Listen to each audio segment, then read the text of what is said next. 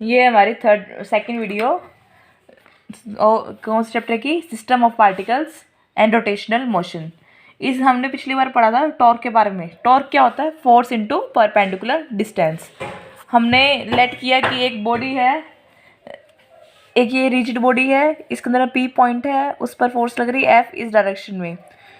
X Y Z plane है, ये x Y plane है, और यहाँ से तो डिस्टेंस कितना हो गया ये, अगर हमारा एक्सिस है, एक्सिस ऑफ रोटेशन है, तो ये हो गया डिस्टेंस आर, एंड ये इसको अगर हम ड्रॉ करें तो ये हो जाएगा ओ एन, परपेंडिकुलर डिस्टेंस। तो यहाँ से in triangle O N P की वैल्यू कितनी आ गई, सॉरी ओ एन की वैल्यू आ गई हमारी आर साइन थीटा।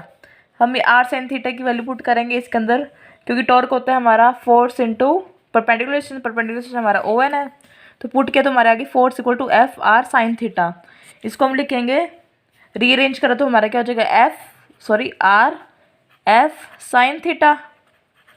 तो हो गई ये आर क्रॉस एफ के हो गया हमारा टॉर्क। ये वेक्टर क्वांटिटी है, इसके डायरेक्शन होती है हमें राइट हैंड थंब रूल से मिलती है। अब आता है कंपोनेंट्स ऑफ टॉर्क। हमारा मान लीजिए आर है, हमारा R vector X I cap plus Y J cap plus Z K cap, और फोर्स है, फोर्स वेक्टर है हमारा F X I cap plus F Y J cap plus F Z K cap. तो torque कितना हो गया are cross F, हमने ऐसे पुट किया I J K cap X Y Z F Y X F X F Y F Z हम करेंगे तो ये आ जाएगा। ओके, फिर नेक्स्ट अगर हम करें तो टॉर्क के कंपोनेंट्स आएंगे। टॉर्क हमारा है, मान लिया हमने टॉर्क हमारा है torque x I cap plus torque Y J cap plus torque Z K cap. तो इसे कंपेयर करने पर टॉर्क एक्स की वैल्यू आ जाएगी, टॉर्क वाई की वैल्यू, टॉर्क जेड की वैल्यू आ जाएगी। ये बस इतना ही है हमारा, ये हमें याद करने की जरूरत नहीं है, बस हमें याद होनी चाहिए क्रॉस प्रोडक्ट कैसे करते हैं। हम कभी भी ये लिख सकते हैं इस तरह। अब आता है relation between torque and momentum of inertia. Moment of inertia हमारा आई होता है, और टॉर्क का हमें पता है, अभी पढ़ा है हमने। टॉर्क क्या था हमारा आर एफ साइन थीटा। अगर हमारा थीटा 90 डिग्री है तो टॉर्क क्या हो जाएगा आर एफ। और फोर्स क्या होती है हमारी मास इंटू एक्सेलरेशन। तो हमने यहाँ वैल्यू पुट की तो टॉर्क हमारा आर एम ए, और ए क्या होता है हमारा आर अल्फा। ए हमारा लीनियर एक्सेलरेशन क्या होता है R times of angular acceleration. तो यहाँ से हमने ए की वैल्यू पुट की तो आ गया टॉर्क हमारा एम आर स्क्वेयर अल्फा, और एम आर स्क्वेयर क्या था हमारा आई, तो यहाँ से टॉर्क हो गया हमारा आई अल्फा। इसको कुछ बुक्स के अंदर दूसरा मेथड भी यूज़ किया, हम वो भी कर सकते हैं। एंगुलर मोमेंटम क्या होता है, momentum of a body rotating about an axis is called angular momentum. जैसे जो हमने टर्म्स काइनेटिक्स के अंदर पढ़ी थी वो लीनियर मोशन की थी, वो अब हम बाकी सारे टर्म्स पढ़ेंगे हम रोटेशनल मोशन में। तो जिसकी एल हो गया हमारा मोमेंटम इंटू परपेंडिकुलर डिस्टेंस। इसी टॉर्क था हमारा फोर्स इंटू परपेंडिकुलर डिस्टेंस, ऐसे मोमेंटम हो गया हमारा angular momentum into perpendicular distance. Momentum क्या था एम वी होता है, आर हमारा परपेंडिकुलर डिस्टेंस हम लेट कर लिया, तो हमारी यूनिट्स हो गई किलोग्राम मीटर स्क्वायर पर सेकेंड या ग्राम सेंटीमीटर स्क्वायर पर सेकेंड। डायमेंशन फॉर्मूला हो गया m1 L2 T-2, और ये वेक्टर क्वांटिटी है एक। तो एंगुलर मोमेंट अब ये वैसे ही सेम बॉडी है जैसे हम टॉक के अंदर किया था, एक बॉडी है उस पर मोमेंटम लग रहा है इस डायरेक्शन में, ये पॉइंट m है, ये एंगल थीटा है, ये O1 हो गया हमारा परपेंडिकुलर डिस्टेंस, ये R हो गया ये जो पोजिशन वेक्टर कह सकते हैं हम, ये एक्स वाई जेड प्लेन की बात हो रही है। तो एल क्या है हमारा मोमेंटम इंटू परपेंडिकुलर डिस्टेंस कौन सा ON है। तो in triangle O M N इस ट्राइंगल के अंदर ON की वैल्यू आ जाएगी हमारी आर साइन थीटा। तो यहाँ से हम पुट करेंगे आर ON की वैल्यू ऊपर पुट करेंगे तो क्या आ गया हमारा L P R sine theta. तो इसको हम रीअरेंज करें तो आर पी साइन थीटा, तो एल क्या आ गया हमारा आर क्रॉस पी। ये हो गया cross product of R and P. अब आता है कंपोनेंट्स ऑफ एंगुलर मोमेंटम, जैसे हमने टॉर्क के निकाले थे। लेट कर लिया हमने, आर है हमारा R X I cap plus R Y J cap plus R Z K cap. ऐसे पी है हमारा P X I cap plus P Y J cap plus P Z K cap. हमने cross product की ये निकाला तो हमारी vectors आ गए हमारे L X L Y and L Z. Okay, अब आता है relation between angular momentum and angular velocity. Angular momentum और एंगुलर वेलोसिटी के बीच में क्या रिलेशन आता है आर क्या होता है हमारा एल क्या होता है हमारा आर क्रॉस पी। तो एल क्या हो गया आर पी साइन थीटा। अगर हमारा साइन थीटा 1 है मतलब थीटा है वो 90 डिग्री है तो एल क्या हो जाएगा हमारा आर पी। पी की वैल्यू क्या होती है एम वी, हमारा पी होता है एम वी। ओके पुट कर दी पी की वैल्यू हमने एम वी। अब आती है वी की बारी। वी क्या था हमारा आर ओमेगा, पुट कर दिया तो यहाँ से आ गया L equal to M R square omega. M R square क्या था हमारा आई, तो एल आ गया हमारा आई ओमेगा। ये होगा हमारा relation between angular momentum and angular velocity. अब आता है relation between torque and angular momentum. हमें पता है एल क्या है हमारा आई ओमेगा, हमने प्रूव किया ऊपर, तो डिफ्रेंशिएट कर देंगे both side with respect to time. Okay तो क्या D L by T T equal to D by D T of I omega. I क्या होता है एम आर स्क्वेयर, ये टाइम से चेंज होता नहीं तो ये बाहर आ जाएगा हमारा एज इट इज़, तो अंतर बच गया D omega by D T. तो D omega by D T क्या होता है एंगुलर वेलोसिटी का डिफ्रेंशिएशन क्या कहलाता है एंगुलर एक्सेलरेशन। तो D L by D T हो गया हमारा आई अल्फ़ा, और आई अल्फ़ा क्या था हमारा टॉर्क, तो आगे D L by D T equal to torque. ये हमारा रिलेशन। अब आता है law of conservation of angular momentum. जैसे law of conservation of momentum हमने पढ़ा था वो लीनियर मोमेंटम था, इसके अंदर एंगुलर मोमेंटम की बारी सेम चीज़ है। उसके अंदर क्या था फोर्स, जब कोई फोर्स एक्ट नहीं करती रिजिड कोई बॉडी पर तब तब मोमेंटम सेम रहता है। यहाँ पर टॉर्क है, if no torque acts on a rigid body rotating about an axis then its angular momentum remain constant। Torque क्या था हमारा D L by D T. अगर हमारा टॉर्क कांस्टेंट है टॉर्क जीरो है तो D L by D T क्या हो जाएगा zero. D L by D T zero है मतलब एल के अंदर कोई चेंज नहीं हो रहा विद रिस्पेक्ट टू टाइम, मतलब एल क्या है कांस्टेंट है, एल कांस्टेंट है। एल क्या होता है आई ओमेगा कांस्टेंट है, that is means I one omega one equal to I two omega two. Initial I one omega one किसके इक्वल है and I two omega two के। अब आता है application of law of conservation of momentum. अब इस जो फॉर्मूले के बेस पर क्या एप्लीकेशंस हैं वो देखते हैं, ये बहुत इंपॉर्टेंट है, कंसेप्चुअल क्वेश्चन आते हैं इसके ऊपर। पहला है why speed of planet increases then it is when it is closer to the सन।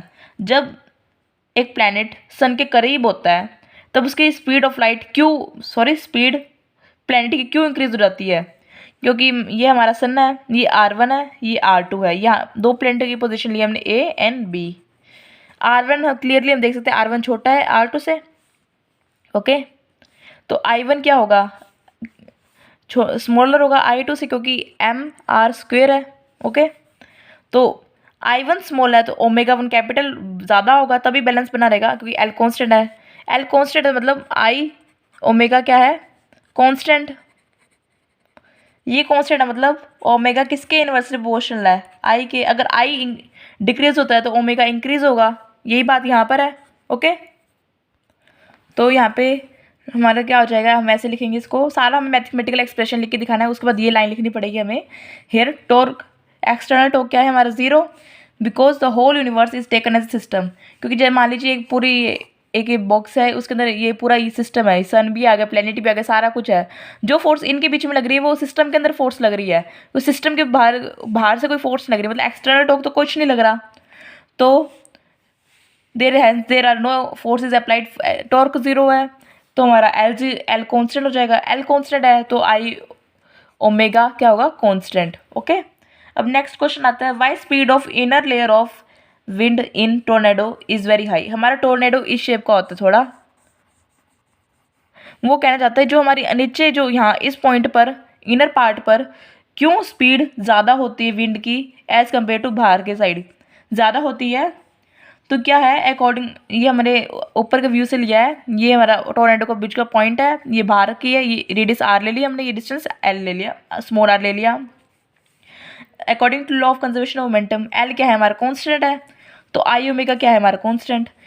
तो हम in case of inner layer की बात करते हैं, अंदर की बात करते हैं, तो आर क्या है स्मॉलर है as compared to capital R. तो आई आर क्या होगा इनर का वो स्मॉलर होगा as compared to outer inertia. तो मतलब omega of R is greater than omega of outer layer. तो क्या हो जाए therefore speed of inner layers of wind is higher as compared to the outer layer of the tornado. Simple question है, same ये part repeat होने वाला है हर जगह। अब आता है how does a ballet dancer take advantage of law of conservation of momentum. कोई बैले डांसर है वो लॉ ऑफ कंजर्वेशन कैसे यूज़ करता है। बैले डांसर क्या करता है, कभी अपनी हाथ को फोल्ड करता है, कभी अपने हाथ को स्ट्रेच करता है। जब क्या है, during the performance of ballet dancer he stretches out और फोल्ड देयर आर्म्स। जब वो स्ट्रेच करता है तो क्या होगा, इनर्शिया इंक्रीज, आर इंक्रीज तो मतलब inertia increase, moment of inertia increase करता है, तो एंगुलर वेलोसिटी क्या होगी, डिक्रीज होगी। अगर फोल्ड करता है तो इनर्शिया, मोमेंट ऑफ इनर्शिया कम हो जाएगा, मोमेंट ऑफ इनर्शिया कम तो एंगुलर वेलोसिटी इंक्रीज हो जाएगी। वही बात है, during the performance of a ballet dancer he stretches out और fold their arms, hence their moment of inertia increases और decreases, therefore angular velocity decreases और इंक्रीजेज। बस आपको इतना ही लिखना है इसके अंदर। अगला आता है express kinetic energy in terms of angular momentum end moment of inertia. Kinetic energy हमारे क्या आई थी, हाफ आई ओमेगा स्क्वायर। अगर हम ऊपर नीचे आई को मल्टीप्लाई कर देते हैं तो क्या हो जाएगा, I half I square omega square upon I, ये क्या हो जाएगा, एल स्क्वायर हो जाएगा। ओके, तो क्या हो गया, kinetic energy equal to half L square upon I. अब नेक्स्ट क्वेश्चन है, if L of angular momentum of a system is conserved but moment of inertia decreases, what will its rotational kinetic energy remain constant. इसके अंदर क्या given है, हमारा angular momentum क्या है, conserved है, मतलब कॉन्स्टेंट है हमारा एंगुलर मोमेंटम, और क्या है हमारा इनर्शिया डिक्रीज होता है, मोमेंट ऑफ इनर्शिया क्या हो रहा है, डिक्रीज हो रहा है। तो हमारे काइनेटिक एनर्जी पर क्या इफेक्ट पड़ेगा वो देखते हैं। काइनेटिक एनर्जी क्या थी हमारी, एल स्क्वायर अपॉन 2i। इसको याद करने फॉर्मूला बी का, हमारी काइनेटिक एनर्जी क्या आई थी पिछली बार, P square upon 2m। Linear की बात करें तो ये थी, सेम वैसे ही है, पी की जगह यहाँ पे लीनियर मोमेंटम है, यहाँ एंगुलर मोमेंटम। मास की जगह तो हम हमेशा इनर्शिया ही लेना है इसके अंदर, मोमेंट ऑफ इनर्शिया। तो फॉर्मूला याद रखना आसान है। तो एल क्या हो जाएगा, कॉन्स्टेंट है हमारा, तो काइनेटिक एनर्जी किसके इनवर्स से प्रोपोर्शनल होगी, मोमेंट ऑफ इनर्शिया डिक्रीज हो रहा है तो काइनेटिक एनर्जी तो इंक्रीज ही होगी, है ना। अब आता है कंसेप्चुअल क्वेश्चंस ऑफ टॉर्क। अब टॉर्क के बेसिस पे हम कंसेप्चुअल क्वेश्चन पढ़ेंगे। क्या थे, first, explain why handle of wrench is made large. Wrench क्या होता है, पाना हो गया, फिर कोई हमें देसी भाषा में बोले तो जो नट को कसने के लिए चाबी होती है ना, चाबी उसको, वो कुछ इसी शेप की होती है, तो उसका ये जो हैंडल होता है इसको बड़ा क्यों बनाते हैं, ये अगर हम कोई नट यहाँ पर आएगा तो हमारा एक्सिस ऑफ रोटेशन यही होगा, एक्सिस ऑफ रोटेशन ये, तो एंगुलर वेलोसिटी कुछ ऐसे मूव करेगी, ये परपेंडिकुलर डिस्टेंस हो जाएगा। तो हमारा टॉर्क क्या होता है, R F sine theta, F ये आर साइन थीटा को इकट्ठे ले ले तो क्या होगा, फोर्स इंटू परपेंडिकुलर डिस्टेंस। तो अगर परपेंडिकुलर डिस्टेंस ये ज़्यादा होगा तो हमारा टॉर्क ज़्यादा होगा, तो मतलब अगर हम स्मॉल फोर्स भी लगाएंगे तो टॉर्क हमारा इतना ज़्यादा होगा कि आराम से हम इसको यूज़ कर सकें। इसलिए अगर हमारा परपेंडिकुलर डिस्टेंस स्मॉल होगा और हम स्मॉल फोर्स लगाएंगे तो टॉर्क भी स्मॉल होगा, टर्निंग इफेक्ट कम आएगा, तब हमें ज़्यादा मेहनत लगानी पड़ेगी। बस इतना ही है। When handle of wrench is larger then small force will produce larger turning effect, therefore we prefer to use a wrench of longer arm. अब नेक्स्ट क्वेश्चन है, why handle is always provided near the free edge of door and also handle is always kept perpendicular to the door। अब क्या आता है कि जो दरवाज़ों का जो हैंडल होता है वो बिल्कुल एंड में क्यों होता है, बीच में क्यों नहीं होता, क्योंकि हमारा टॉर्क क्या होता है, आर एफ साइन थीटा। तो क्योंकि डोर अगर handle is provided near the free edge to make R maximum होगा, आर ज़्यादा होगा। ओके, एक तो ये रीज़न हो गया, और दूसरा क्या पूछा इन्होंने, क्यों हैंडल जो हमारा है वो हमेशा परपेंडिकुलर लगाते हैं। परपेंडिकुलर क्यों लगाते हैं, क्योंकि परपेंडिकुलर लगाने से हमारा थीटा 90 डिग्री है, थीटा 90 तो साइन 91, क्योंकि ये मैक्सिमम वैल्यू है साइन की वैल्यू 90 हो गई, मैक्सिमम है तो टर्निंग इफेक्ट क्या होगा, मैक्सिमम होगा। इसलिए हैंडल को एज पर लगाते हैं और परपेंडिकुलर लगाते हैं। अब आता है work done by a torque. If a torque acting on a rigid body displaces it through a angular displacement d theta, then work done is dw equal to torque d theta। बाद में अगर हमें total work done निकालना तो हम इसका integration कर सकते हैं, बस इतना ही है। और पावर क्या होती है, dw अपॉन dt। dw क्या था हमारा, टॉर्क d थीटा, तो ये क्या हो जाएगा, torque d theta by dt। d theta by dt क्या होता है, ओमेगा, तो पावर होगी हमारी टॉर्क ओमेगा। अब बात हम कंपैरिजन करेंगे लीनियर और रोटेशनल मोशन के बीच में, और इसके कारण हमारा फॉर्मूला याद रखना भी बहुत आसान हो जाएगा। लीनियर मोशन में हम डिस्प्लेसमेंट यूज़ करते थे एस को रिप्रेजेंट करते थे, लेकिन इसके अंदर एंगुलर डिस्प्लेसमेंट यूज़ करते हैं थीटा से। तो एस क्या होता है हमारा आर थीटा। वेलोसिटी इसमें वी होती है D S by D T. इसमें ओमेगा यूज़ करते हैं angular velocity D theta by D T. तो वी क्या होता है हमारा आर ओमेगा। एक्सेलरेशन क्या होता है A D we by D T, या एंगुलर एक्सेलरेशन होगा alpha D omega by D T. तो यहाँ हो जाएगा ए आर अल्फा, इनके बीच में रिलेशन है ये तीन। अब बात है मास, हम यहाँ पर एम यूज़ करते हैं। अब यहाँ मास की जगह हम क्या यूज़ कर सकते हैं रोटेशनल मोशन के अंदर, moment of inertia. Moment of inertia कहता है एम आर स्क्वेयर, आई से प्रेजेंट करते हैं इसको। काइनेटिक एनर्जी यहाँ कहती है हाफ एम वी स्क्वेयर। अब यहाँ एम की जगह यहाँ क्या यूज़ करते हैं हम आई। मैंने कहा था जहाँ एम यूज़ करते हैं वहाँ आई यूज़ करेंगे हम रोटेशनल मोशन के अंदर, और वी की जगह क्या यूज़ करते हैं हम यहाँ पे ओमेगा। वही तो क्या half I omega square. Momentum क्या है यहाँ पर पी एम वी होता है, P equal to M V. तो यहाँ एंगुलर मोमेंटम क्या रिप्रेजेंट करता है एल आई ओमेगा। अब काइनेटिक एनर्जी क्या थी हमारी पी स्क्वेयर अपॉन 2 है। हमें इसका फॉर्मूला याद नहीं होता तो क्या करेंगे हम P की जगह हम क्या यूज़ करते हैं यहाँ पर एंगुलर मोमेंटम करते हैं एल, तो एल स्क्वेयर हो गया यहाँ पर, और 2 नीचे आए एज इट इज़। एम की जगह हम यहाँ क्या यूज़ करते हैं मोमेंट ऑफ इनर्शिया, तो क्या गया half L square upon I.